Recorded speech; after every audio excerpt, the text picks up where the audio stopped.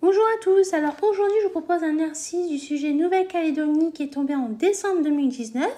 Donc l'exercice correspondant c'est l'exercice 4. Donc l'exercice 4 portera sur la géométrie dans le plan. Je te propose donc de faire cet exercice, donc de mettre la vidéo en pause et lorsque tu auras terminé de mettre la fonction play afin de pouvoir voir la correction avec les explications. Je suppose que tu as eu le temps de faire cet exercice, donc nous allons pouvoir corriger cela ensemble. Alors, on nous dit Thomas attache son cerf-volant au sol au point T. Il fait 20 pas pour parcourir la distance TH. Un pas mesure 0,6 mètres. Donc déjà, ça c'est une information importante, on va le surligner. Le schéma ci-contre illustre la situation.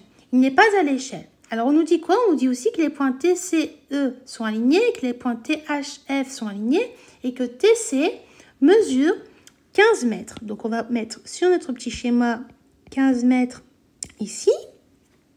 Alors là, on nous dit montrer que la hauteur CH du cerf-volant est égale à 9 mètres. Comme on peut le voir, le triangle CHT, c'est un triangle qui est rectangle en H. Donc comme on connaît déjà deux longueurs, là on va utiliser le théorème de Pythagore pour pouvoir déterminer la hauteur CH. Donc on va rédiger tout ça.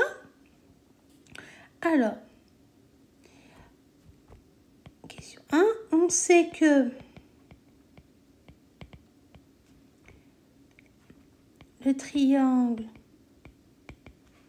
TCH est rectangle en H. Or, d'après le théorème de Pythagore, on a TC au carré qui est égal à TH au carré plus HC au carré. En remplaçant par les longueurs données,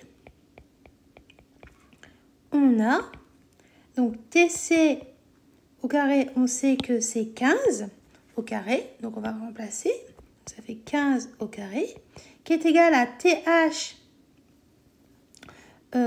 au carré, mais sauf que TH, on sait que c'est 20 pas, or, on sait que 1 pas, c'est 0,6 mètres, donc on va faire TH est égal à 0,6 fois 20, ce qui va nous donner 12 mètres.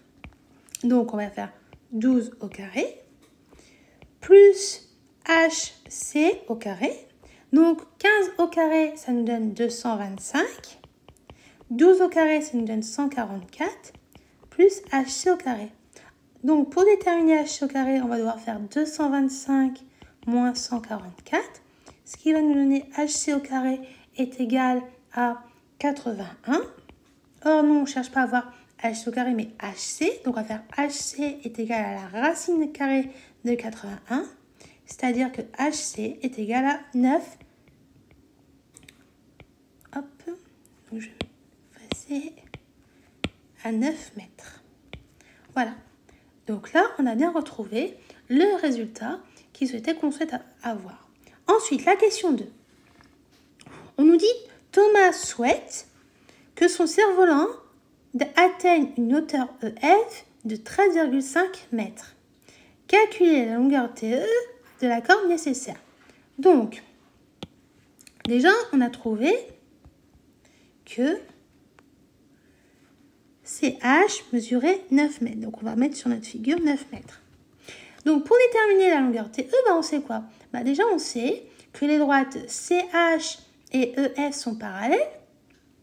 On sait aussi que les droites TE et TF sont séquentes en T. Donc, on va pouvoir utiliser le théorème de Thalès pour pouvoir déterminer la longueur de TE. Donc, on va rédiger tout ça. Question 2. On sait que les droites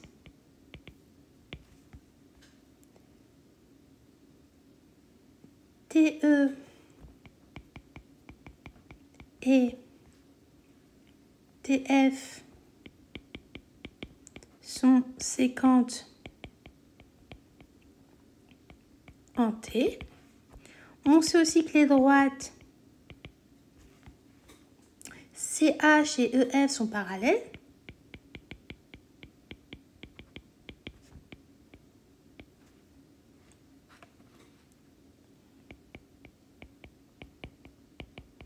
Alors, tu sais pourquoi elles sont parallèles? Parce qu'on sait que les droites, comme on sait que les droites TF et CH sont perpendiculaires, que la droite TF et EF sont perpendiculaires, donc comme ils sont perpendiculaires à une même troisième, donc automatiquement on peut conclure que CH est parallèle à EF. Donc là on va écrire: or, d'après le théorème de Thalès, on a, alors là on va écrire nos rapports, on va avoir TH sur TF qui va être égal à TC sur TE qui va être égal à HC sur FE. En remplaçant par les longueurs données, on a quoi? Donc comme on sait quoi? On sait que TH mesure 12 mètres. On sait quoi? Est-ce qu'on connaît la longueur de TF? Non.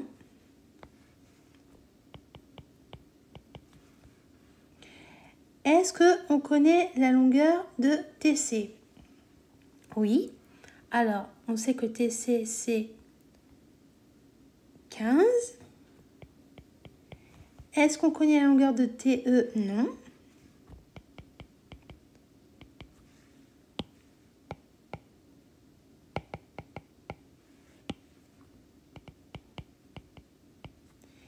Est-ce qu'on connaît la longueur de HC? Oui, c'est 9.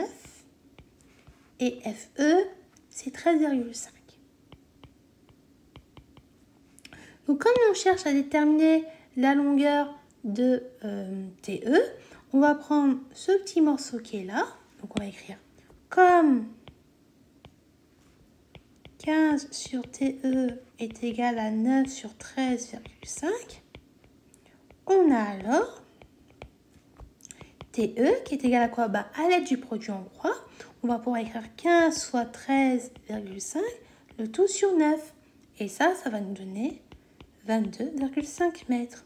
Donc ça veut dire que TE mesure 22,5 mètres. Voilà, donc j'espère que tu as compris la correction de cet exercice et que toute cette correction t'a été utile. Donc je te dis donc à bientôt et au revoir.